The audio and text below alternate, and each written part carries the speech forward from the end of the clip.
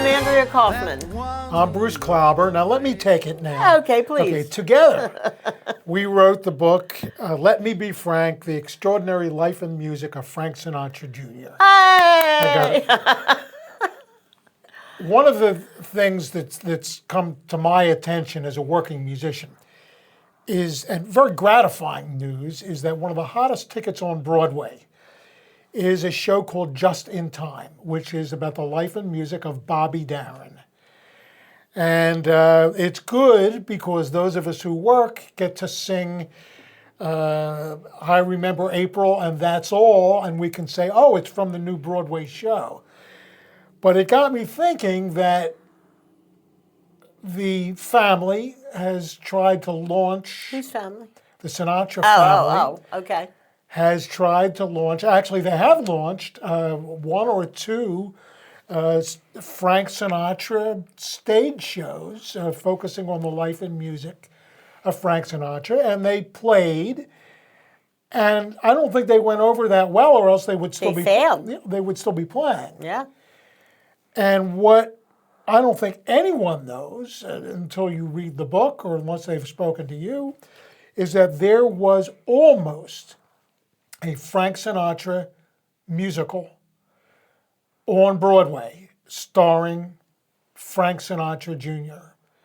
It got very close to being produced. Had the contract on my desk and was about to sign it. What happened?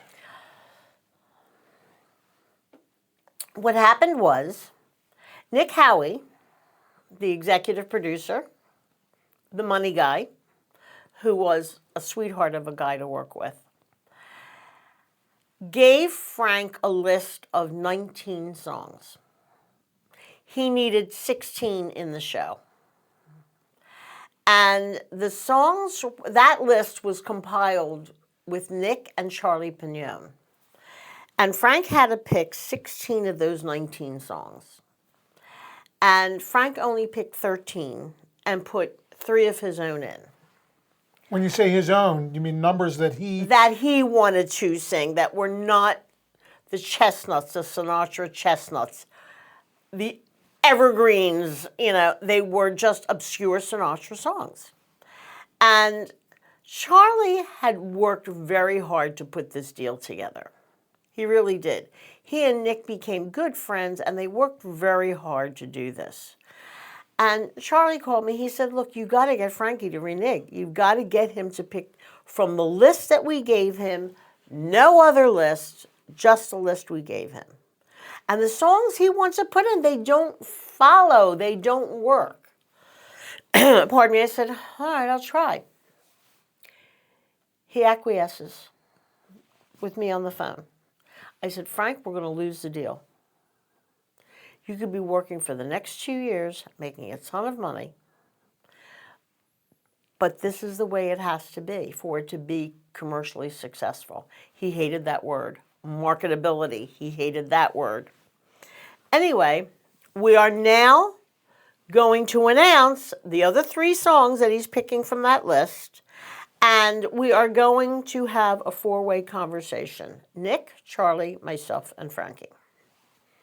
We're all on the phone, and Nick starts out by saying, thank you so much, Frank. I'm sure you understand why I need these songs. And one of the songs that was in question was Nice and Easy. That's a great song, Sinatra song. And for some reason, Frank kept saying, I don't want to do a Clairol commercial, that kind of thing. So as we're talking about it, and he gives him the 3 songs that he'll do, he's balking. Not balking in that he's not going to do it. He's complaining. Yeah, I'll do Nice and Easy. I'll do the Clairol commercial.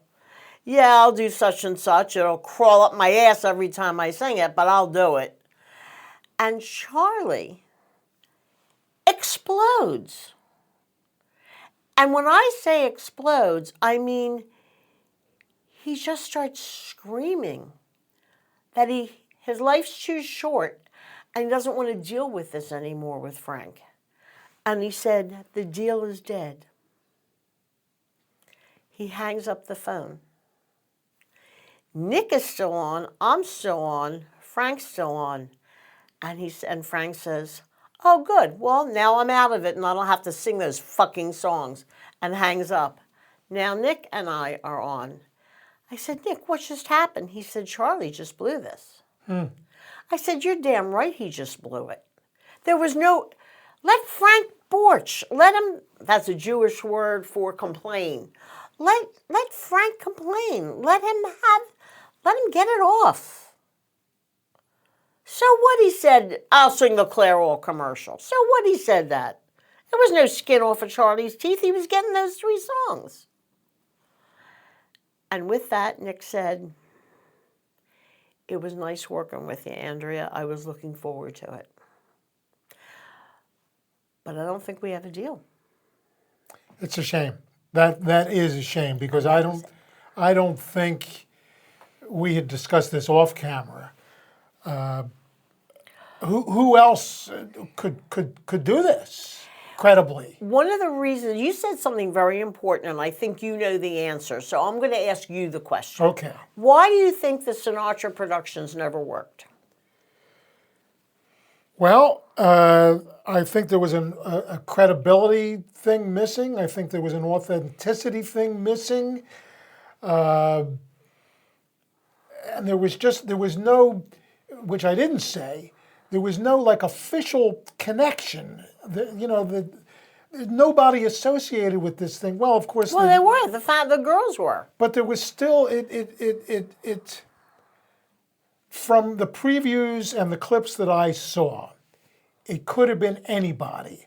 They could have grabbed somebody from 54 Below or from Cabaret Night, Right. and they say, okay, do I've Got You Under My Skin, E flat, but key of F for you. You're right. I mean, his fans knew that the bells and whistles that were surrounding this production was nothing that Sinatra would have allowed on stage. Yeah. One time he said, what, give me a stool and a light bulb and a microphone? And he's fine. Frankie was also like that. A minimalist. The music was the star. He was part of that. He didn't need anything else. He didn't need a lot of bells and whistles. That we eventually got the video on both sides when he was doing As I Remember It, and then all the video that we did with the Centennial Celebration show. It worked because there was a Sinatra on stage. Yes. And because he was singing, I mean, you could hear his father's voice. He channeled Sinatra sometimes. He could do it. Yeah, he could. But these production shows, not without Frankie. Let me backpedal a couple of years, because we did not bring this up and we did not sketch it out. But I'm thinking that we have not addressed what I would call the elephant in the room, which would be this. When I mentioned to people about the book, they ask, do you talk about the kidnapping? It comes up. It still comes up, and that was 1963. Yeah. That's a long time ago, but it still comes up. And to our credit, by the way, one of those who read an advance copy was very happy with the way we covered it. He said it was the most thorough that they've read, which we're proud of. But the question is, and I hear different answers, how much did it affect him? Did it affect his career, or did it not affect him? That's a good question, and the only way I can answer it is just from what he has said. Nothing I read or surmise. He was hurt when they thought it was a publicity stunt. He was very hurt. Frank wouldn't do that. He has a vivid imagination when it comes to writing a script or writing something that he thinks might turn into a book at some point, but he wouldn't have imagined that for his own career. He didn't need that. He was a Sinatra, number one. Number two, he wouldn't have done that to his mother. Number 3, Barry Keenan was a jerk, and he definitely set this up with his friends who knew Nancy. Yeah. So how did it affect him? It affected him deeply that somebody thought that he would have made this up for his career, because he never would have. That this hurt his parents and scared his parents so much affected him. It made him very wary. If we walked into a suite or a room that he was going to stay in, no matter who was with us, who in production was with us, whether it was Paul Malin, Joe Picuri, Isaac Tamburino, or Hank Cattaneo, who went on the road with us, which was the old man's production manager, Right. who went on the road with us several times. He would have somebody check his room. He would check the phones. In those days, we had phones that were on wires, you know. He would check the phones. He would check inside lamps. He would check curtains. He was looking for bugs. He was looking for, and there was always the possibility. So I think it left him a little paranoid, but I don't think it changed his life in any way. Other than him able to say, because we've had this discussion before, he'd love to be a victim. They think I made that up. I'm not even good enough to be, kidnapped on my own, One of the things that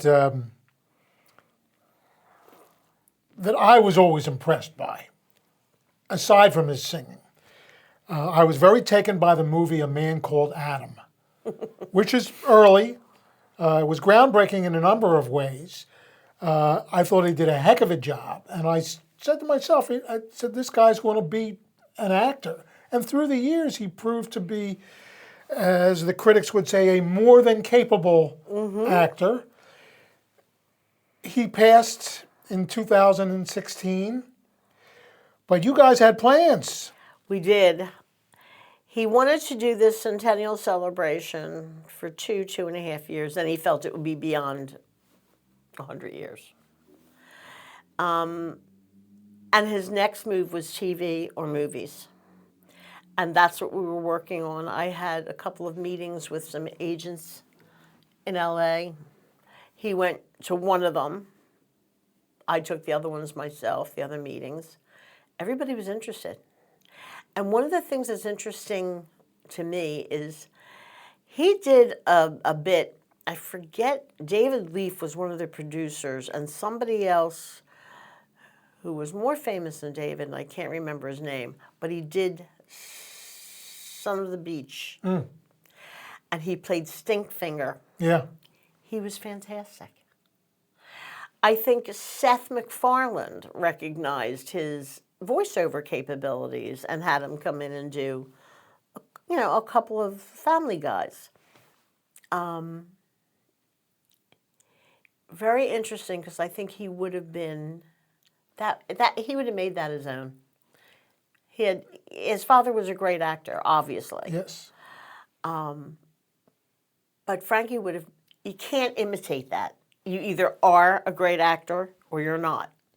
I'll tell you who recognized his potential very early on. And this was a man that supposedly Frankie idolized, Mr. Jack Webb. Jack Webb, yeah. Now, Jack Webb, of course, we know and love him from Dragnet, but he also produced an offshoot called Adam-12. Right. And Frankie was a guest star on several episodes.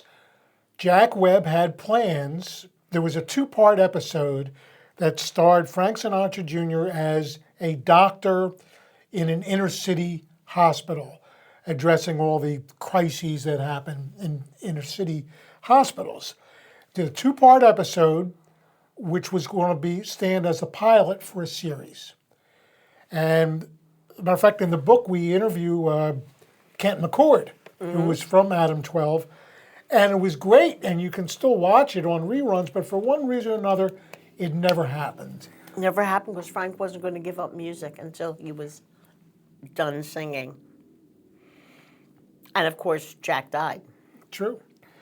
I think with that, let me conclude from a musician's point of view. This is not written down and it's not rehearsed. This is a man who kept the Sinatra musical legacy on the road and in the public eye for 18 years after his father's passing. That's right. This is a man who was a stickler for the original arrangements. Authenticity. Yeah, the authenticity of the arrangements as they were written. I think back when we first started on our first podcast, with you saying he made a contribution to American popular music, and it was substantial. And I think we addressed that, and that's one of the reasons I'm thrilled we did this. Me too. Thanks, Bruce. Thank you.